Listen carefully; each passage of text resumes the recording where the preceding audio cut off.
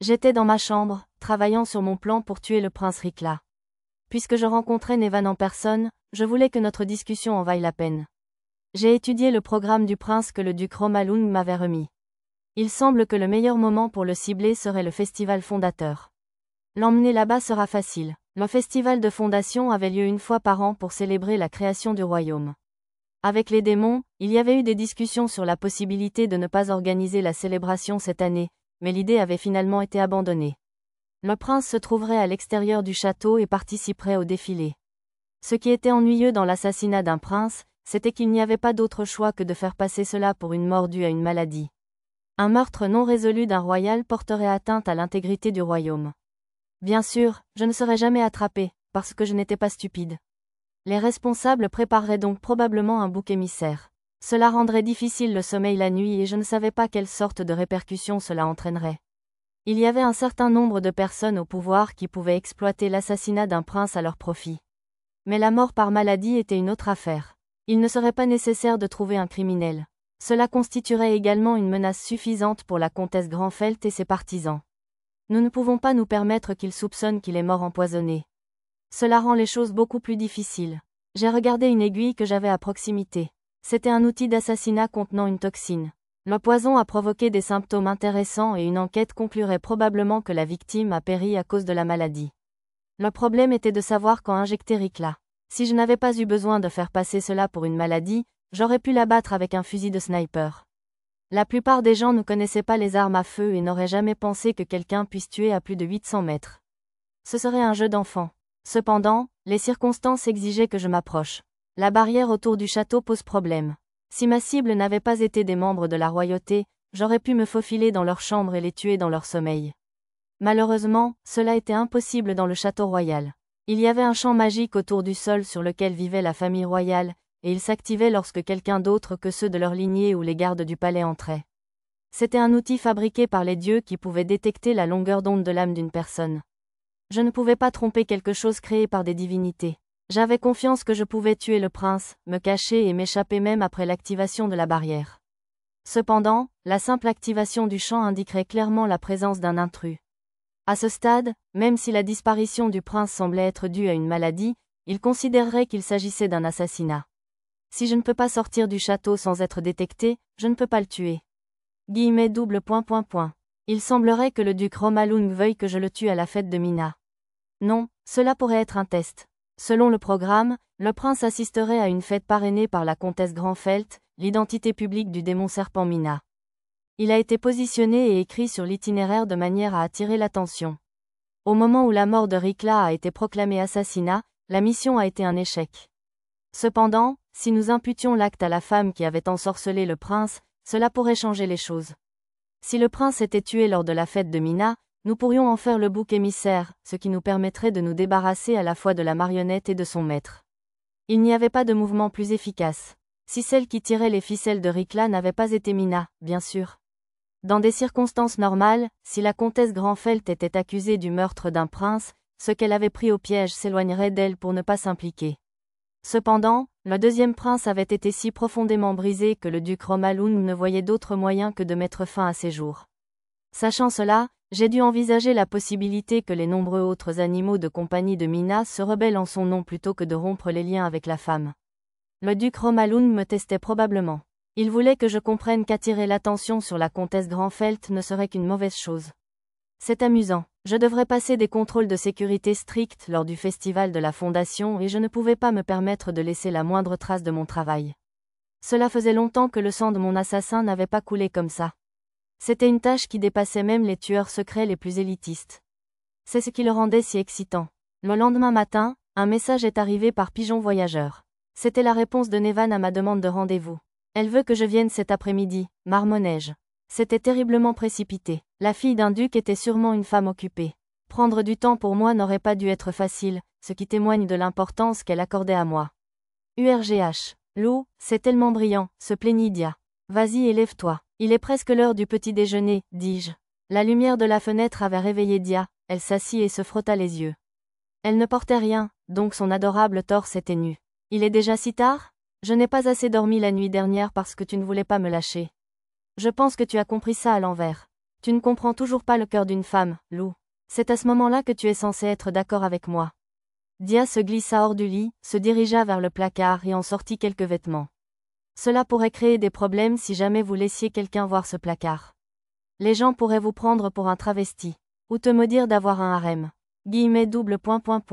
Je suppose que oui. Dia et Tarte gardaient des vêtements et des sous-vêtements dans ma chambre. Dia était ma petite amie et dormait souvent avec moi. Et chaque fois que Tarte se sentait déprimée par l'abandon de sa famille, elle se faufilait dans mon lit. Quand Dia eut fini de se changer, on frappa à ma porte. Lord Lou, Lady Dia, le petit déjeuner est prêt. Sonna la voix joyeuse de Tarte. Rien de tel pour annoncer l'arrivée d'un nouveau jour. Après le repas du matin, nous montâmes dans une voiture et partîmes. J'aurais probablement dû demander ça plus tôt, mais qui allons-nous rencontrer? Demanda Dia. Nevan, la fille du duc Romalung, répondis-je. Waouh, on part vraiment voir la fille de la lumière? Je pensais que ça pourrait être elle. Quoi, tu as entendu parler d'elle? J'ai interrogé. Bien sûr, elle est célèbre même à Swagel. Nevan était à la fois incroyablement beau et possédait une affinité élémentaire rare. Elle était également assez accomplie. Je suis impressionné que vous ayez pu obtenir une audience avec elle, a admis Dia. Je suppose que je ne vous l'ai pas encore dit. La maison Romalung est comme le patron de la maison Tuatha-Dé. Il décide si les demandes de la famille royale sont dans le meilleur intérêt du pays, puis les exploite politiquement. C'est top secret, bien sûr, expliquai-je. Notre statut public et nos tâches secrètes ne pourraient jamais être liés. Tant que les liens entre la maison Tuatha-Dé et la maison Romalung restaient secrets, nous pourrions être éliminés au cas où nous serions un jour découverts comme étant une famille d'assassins. Cependant, si notre lien était de notoriété publique, la maison Romalung et peut-être même la famille royale pourraient être impliquées si un Tuatha-Dé était appréhendé. Dia y réfléchit un instant. Ok pour que nous puissions entrer dans leur domaine en plein jour? Tout ira bien. Je suis en visite en tant que chevalier sacré dans le cadre d'un travail de la famille royale. Le contenu de la mission explique notre présence ici. Pourtant, je n'arrive pas à croire que la maison Romalung ait pu organiser cela en seulement une demi-journée. Le fils d'une maison de baron entrant dans le domaine d'un duc aurait généralement suscité les soupçons, mais j'étais un chevalier sacré. Je suis nerveux à l'idée de rencontrer la fille de la lumière. Je me demande quel genre de personne elle est et si elle est aussi belle qu'on le dit, a fait remarquer Dia. Elle était magnifique, a répondu Tarte. Hein? Avez-vous rencontré? Oh oui, vous avez dit que le duc Romalung et sa fille étaient présents lors de la rencontre avec la princesse. Les épaules de Dia s'affaissèrent doucement. Conformément à la demande de n'amener qu'un seul accompagnateur, Dia ne nous avait pas rejoints dans le jardin du palais. Elle était toujours bouleversée de s'être vue refuser l'entrée. Au bout d'un moment, nous atteignîmes le domaine de la maison Romalung. Notre voiture a roulé à travers de vastes terres agricoles, des pâturages, des vergers et même une ville assez grande pour rivaliser avec Milteux avant d'arriver à destination. Le voyage a pris un temps considérable simplement en raison de l'étendue de ce domaine. Est-ce que tout cela est vraiment un seul royaume? Se demanda Dia. Ils ont tout ce que vous pouvez imaginer, commenta Tarte avec un étonnement évident. La plupart des aristocrates trouvent et peaufinent un atout pour soutenir leur domaine tout en y ajoutant leur propre saveur. Un domaine doté de riches terres agricoles pourrait se concentrer sur l'exportation de produits alimentaires.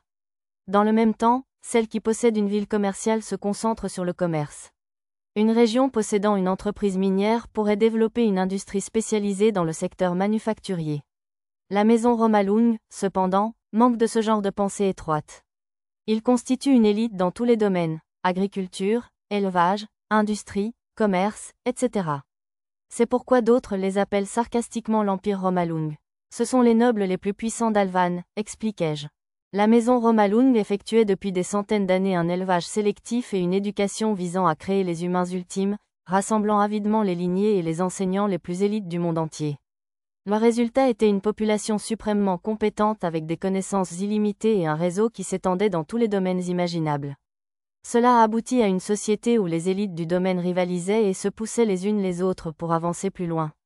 La région avait atteint une telle prospérité immense qu'elle avait été surnommée en plaisantant un empire, mais ce titre n'était pas sans susciter une certaine peur. Lorsque notre voiture s'arrêta enfin, Tarte et Dia se penchèrent et écarquillèrent les yeux. J'étais également étonné. Waouh, ce château est incroyable. Il est tellement imposant, a déclaré Tarte. Ouais, c'est trop incroyable. Peuvent-ils s'en tirer, Lou? C'est plus grand que le palais royal. Le roi n'est-il pas contrarié par ça? Si une famille faisait ça à Swagel, elle serait anéantie pour son arrogance, a commenté Dia. Le château de Romalung était plus grand et plus beau que n'importe quelle structure que nous ayons jamais vue, tout en étant extrêmement pratique. Ce lieu a été érigé l'année dernière. Il a été construit sous prétexte d'être la plus grande structure possible selon les normes technologiques actuelles. Sa taille et sa fonctionnalité dépassent de loin celles du château royal. Créer quelque chose qui éclipse le château royal n'est pas une façon de se faire des amis. Cependant, cela a été toléré parce que personne ne se consacre plus à la couronne que le duc Romalung, ai-je détaillé. C'était la position officielle. Plus importante encore, ni la famille royale ni les autres nobles n'avaient la force de s'opposer à la maison Romalung. Alors, Lou, juste comme scénario de simulation, la maison Romalung pourrait-elle prendre le contrôle du pays si elle le voulait? Demanda Dia. J'ai hoché la tête. Ils en ont toujours été capables, avant même ma naissance. C'était la vérité de ce pays. Alvan n'a pu rester tel quel que grâce à l'allégeance de la maison Romalung au roi. Grâce à leur puissance, ils pouvaient facilement mettre tous les nobles sous leur coupe, mais ils ont choisi de rester fidèles à la couronne. Très bien, allons-y, c'est presque l'heure de notre public, ai-je appelé. Nous avons traversé un élégant pont construit au-dessus d'un lac géant entourant le château. De nombreux poissons étaient visibles à travers les eaux claires, y compris des espèces destinées à la consommation et à la décoration. Le plan d'eau faisait à la fois office de douve et de ferme d'élevage. C'était le genre d'efficacité que l'on pouvait attendre de la maison Romalung. Je me suis préparé. Nous rencontrions les monstres qui dirigeaient Alvan dans leur propre tanière. Si je suis négligent un instant, nous pourrions être engloutis.